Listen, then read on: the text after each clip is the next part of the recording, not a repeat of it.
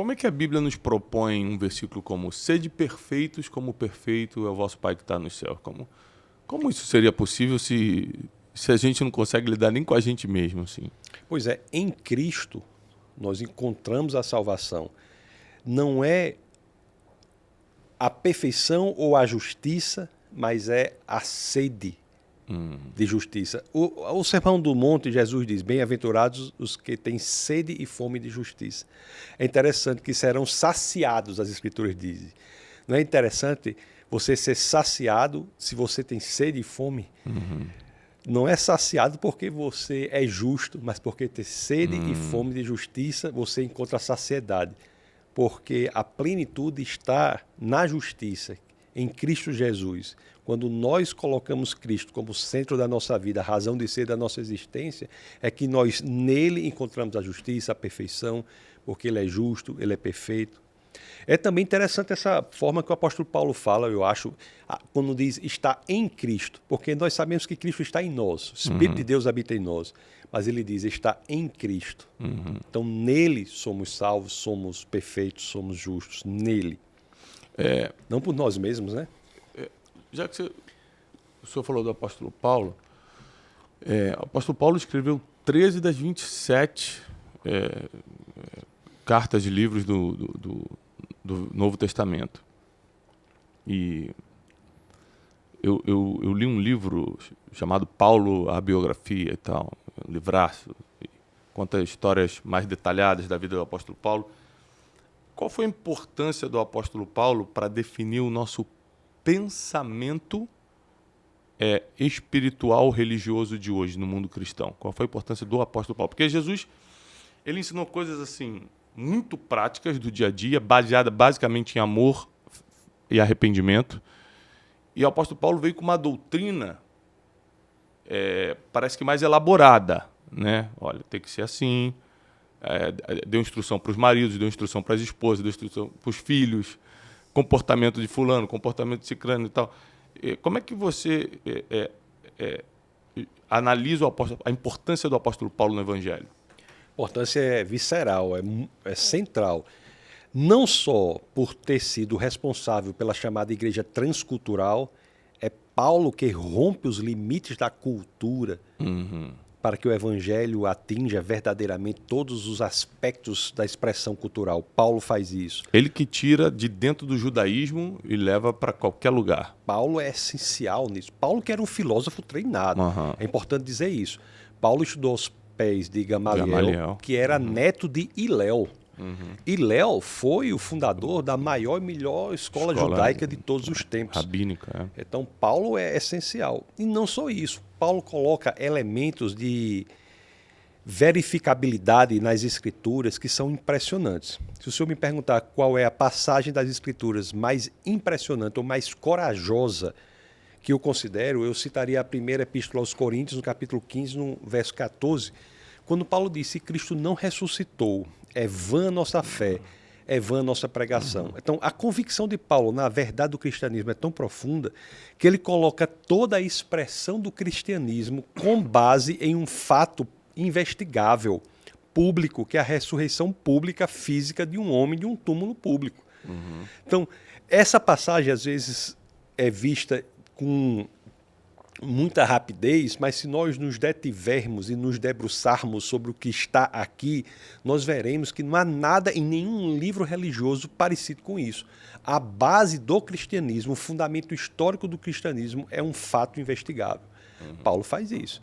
Então, Paulo é essencial, é central, é um grande Paulo que sempre teve dois nomes, né? Saulo e Paulo. Então, isso já demonstra um elemento de transculturalidade. Eu estava explicando nos bastidores que no meu trabalho, minha vida profissional, eu sou escritor e professor de desenvolvimento pessoal, gestão emocional e tal. E como ministério sou um pregador e de uma forma prática ensino a palavra para algumas pessoas.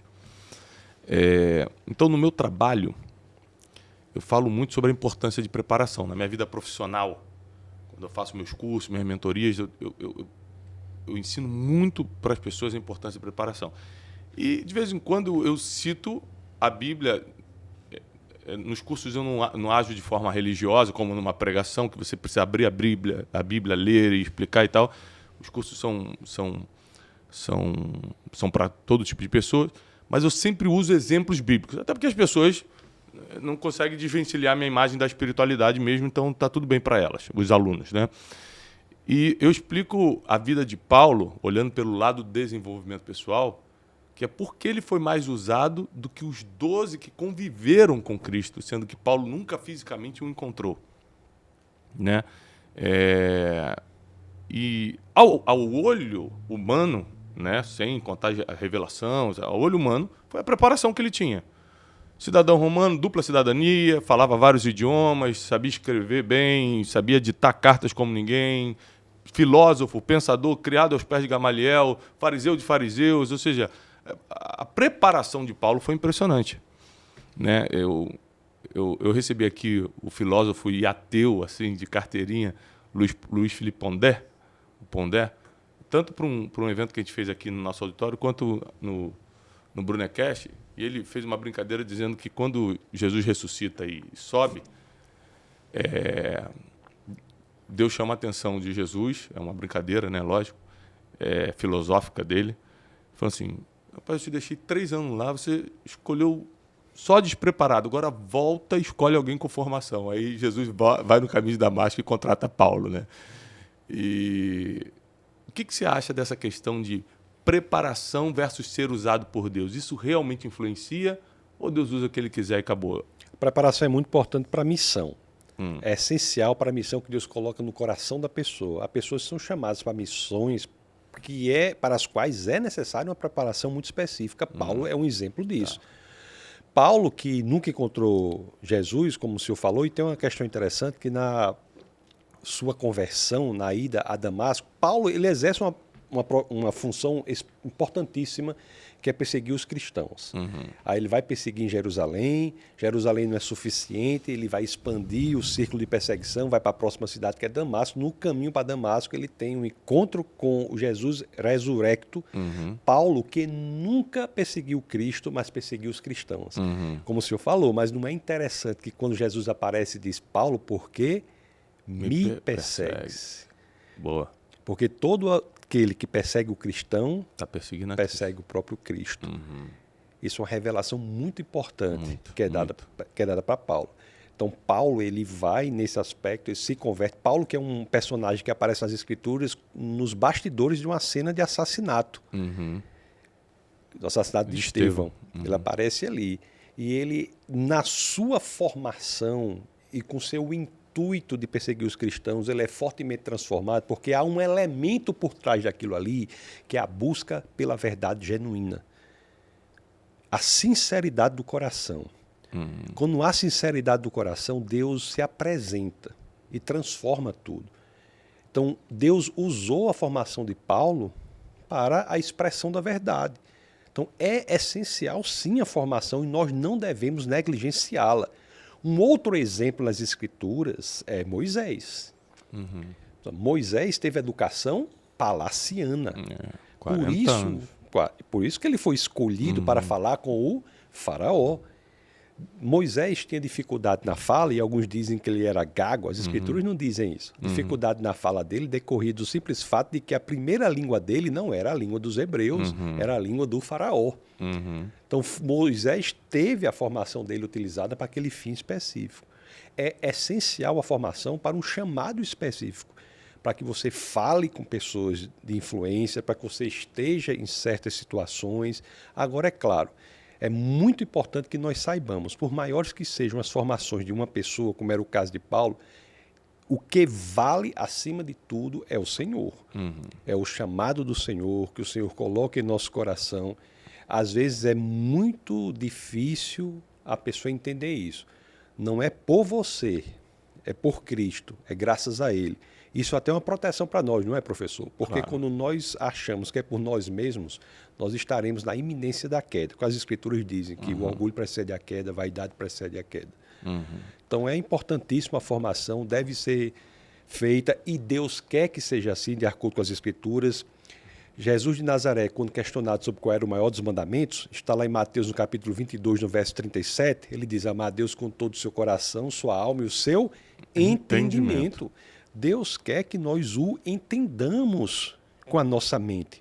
Deus não quer o nosso coração e pede para que deixemos o cérebro do lado de fora da porta, não. A fé não precisa ser cega. Existe fé cega? Existe, mas não é do tipo cristã. A fé do tipo cristã tem base na razão. Aliás, existe um mandamento que fala sobre isso em uma das cartas do apóstolo Pedro, a primeira carta de Pedro, no capítulo 3, no verso 15, as Escrituras dizem: santifique o Senhor o seu coração, esteja sempre preparado para apresentar todo aquele que vos pedir a razão da esperança que há em vós. É um mandamento, numa carta universal, católica, não no sentido da Igreja Imperial, mas no sentido de católicos. Esteja preparado para apresentar a razão da sua fé. Nós somos chamados, todos nós cristãos, somos chamados para sabermos o porquê nós cremos. Então, amar a Deus com a nossa mente é um mandamento das Escrituras. Jesus diz em Mateus 22, 37, conforme eu já disse, que é o maior mandamento, amar a Deus com o seu coração, sua alma e o seu entendimento, e, portanto, não deve ser negligenciada essa experiência. Até porque, professor, como é que nós podemos genuinamente amar aquele que nós não conhecemos? O conhecimento de Deus, a possibilidade de conhecer Deus é um pressuposto lógico de nós crescermos em amor por Ele. Sim, é possível explicar Deus. Não tem uma música, né? Ninguém explica Deus. Mas é possível explicar Deus. Não porque a nossa mente finita consegue apreender a mente infinita que é Deus. Isso é impossível. É possível explicar Deus porque a mente infinita que é Deus resolve se revelar a nós. É interessante que eu me lembro aqui de Deuteronômio 29, 29. A primeira parte desse verso é muito trazida por aqueles que dizem que Deus não pode ser explicado, porque a primeira parte de Deuteronômio 29, 29 diz assim: as coisas encobertas pertencem ao Senhor nosso Deus. Aí o pessoal diz: olha, é o mistério, as coisas encobertas, e está certo mesmo, né? Essas coisas pertencem ao Senhor nosso Deus. Mas a segunda parte do mesmo verso diz o quê? Mas as reveladas nos pertencem e aos nossos filhos, para que cumpramos todas as palavras dessa lei. Então, as reveladas, de acordo com as Escrituras, Deuteronômio 29, 29, nos pertence com um fim específico, para que nós cumpramos a lei, conheçamos Deus. Então, isso é essencial na experiência cristã. O anti-intelectualismo na igreja tem causado um grande problema.